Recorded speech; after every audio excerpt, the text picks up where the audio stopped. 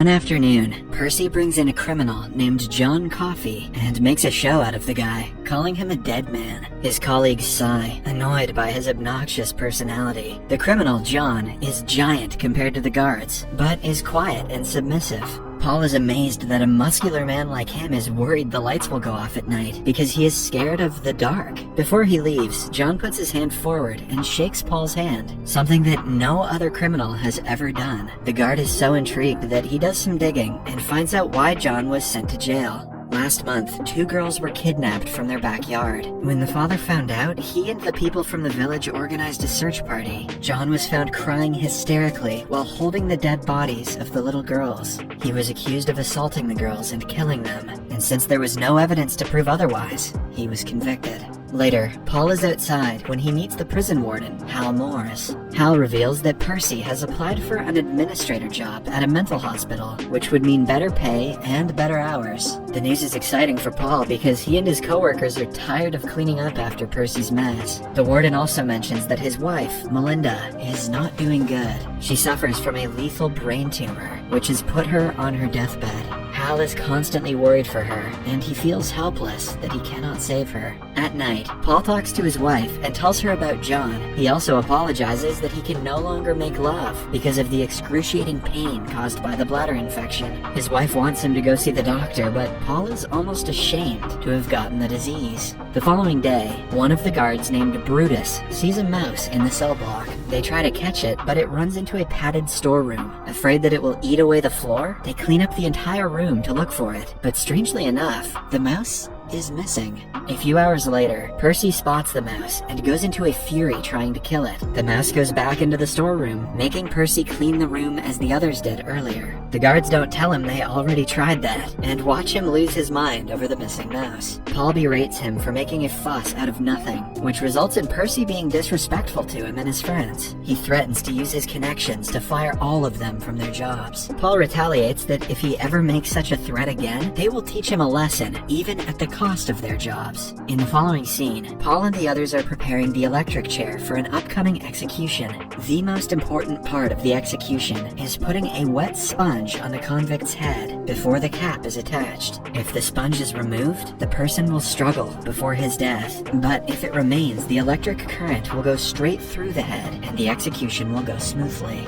Later at night, Brutus leads the criminal's execution. Paul knows that Percy was waiting to witness an execution before transferring to another job. When confronted about this, Percy reveals that he doesn't just want to witness one, but is looking to be in charge of an inmate's execution. In the following scene, one of the inmates named Dell finds the mouse again and names it Mr. Jingles. He is amazed by the animal's intelligence because it can fetch a spool of thread as a trick. The guards allow Dell to keep Mr. Jingles as a pet since it does them no harm. Then, we see Paul meet Warden Hal again. This time, the warden is worried about a new inmate being admitted to the prison today. His name is Wild Bill, a sociopath who killed 3 people in a holdup. He is aggressive and evil, so the guards will have to be extra careful while handling him. Unfortunately for Paul, that day, the bladder infection makes him suffer so much that he can hardly pay attention to his surroundings. 2 guards bring the murderer, Bill, to the prison. He pretends to be in a trance, and then makes an attack on them.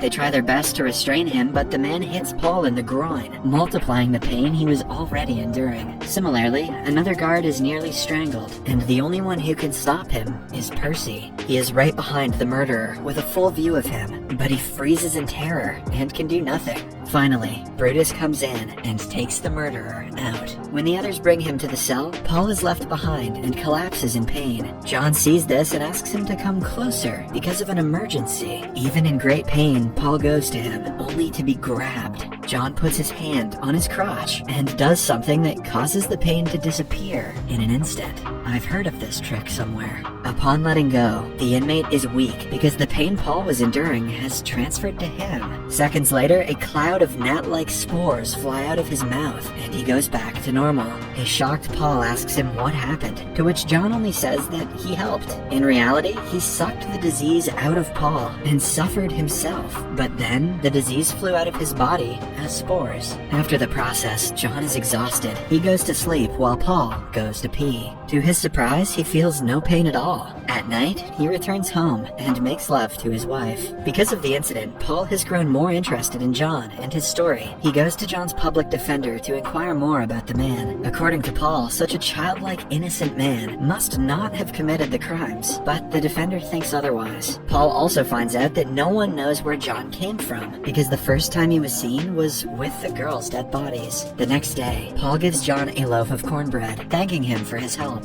John shares the gift with Dell and Mr. Jingles, while Bill throws racist remarks at him. For the next few days, he causes a lot of trouble, spitting at people, urinating wherever he likes, and disrespecting the guards. Having had enough of his insults, the guards wrap him up in a straitjacket and lock him in the padded room. In the meantime, the day of Dell's execution is nearing. He is not afraid of dying, but is worried that Mr. Jingles will be killed after his death. Brutus promises to send the rodent to a place called Mouseville in Florida, where he can work in the theater. Later that day, Bill is put back into his cell, but he doesn't wait before causing more trouble. He grabs Percy and touches him inappropriately. Percy is soon let free, but he wets himself in the process. Everyone decides to never speak of the humiliation again, but Percy hears Dell snickering. Hence, when he comes across Mr. Jingles that day, he stomps on him and kills him. Dell is heartbroken and feels like his child was killed. The guards cannot do anything about it, but John asks Paul to bring Mr. Jingles closer. He blows into his palms and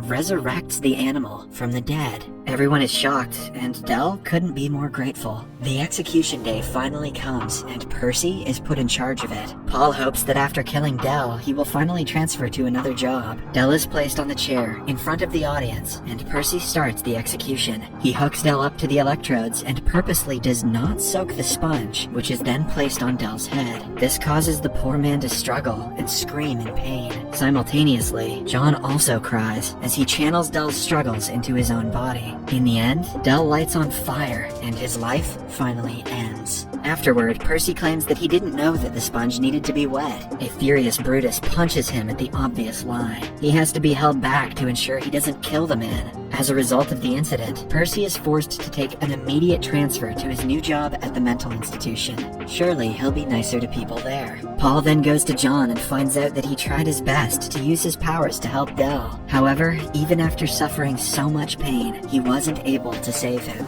Moreover, the pain was also felt by Mr. Jingles, who has since run away. In the following scene, Paul and the other guards are having a meal together. He has just been to the warden's house and seen the trouble he is going through. His wife Melinda is losing her memory and becoming violent as a result of the tumor, but the man can do nothing about it. Hence, the guards decide to bring John to the warden's house to help Melinda, but they have to do it in secret since they can be punished for letting a murderer out of prison. The next day, they put the plan into action and knock Bill out using a drugged glass of beer. They also gag Percy, put him in the straitjacket, and lock him inside the padded room so he won't tell the authorities. When John is told about the plan, he is excited that he gets to help someone before his death. It further makes the guards realize how good of a man he is. However, on their way out, Ben, who is still conscious, grabs John's arm. For some reason, John is terrified of the man, but is let go when he finally falls asleep.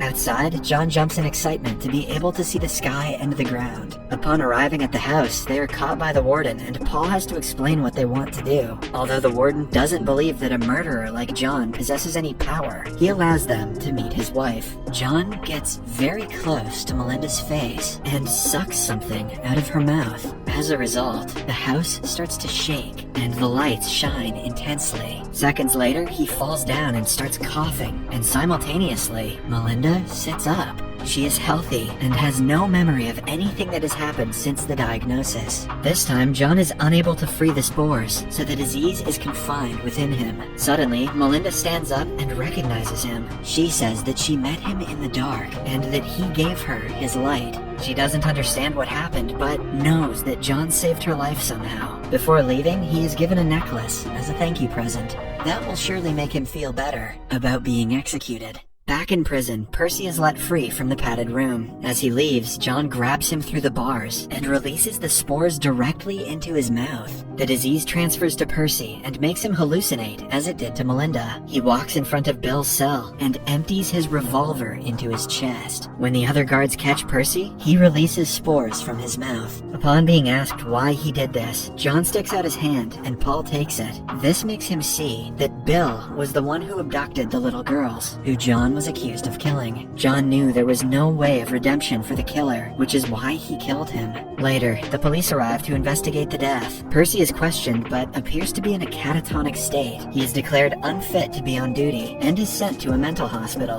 ironically the same place he was supposed to transfer to. Meanwhile, the day of John's execution nears. Now that Paul knows he is innocent, he doesn't know what he should do. His wife senses his dilemma and suggests he talk to John to see what he wants. In the following scene, John reveals that he doesn't want to live anymore. He can feel the pain of all the others around him, which is a blessing and a curse at the same time. He does not want to feel the pain anymore, and is tired of hearing everyone's thoughts about Johnny Depp and Amber Heard, so executing him would be the greatest act of mercy done upon him.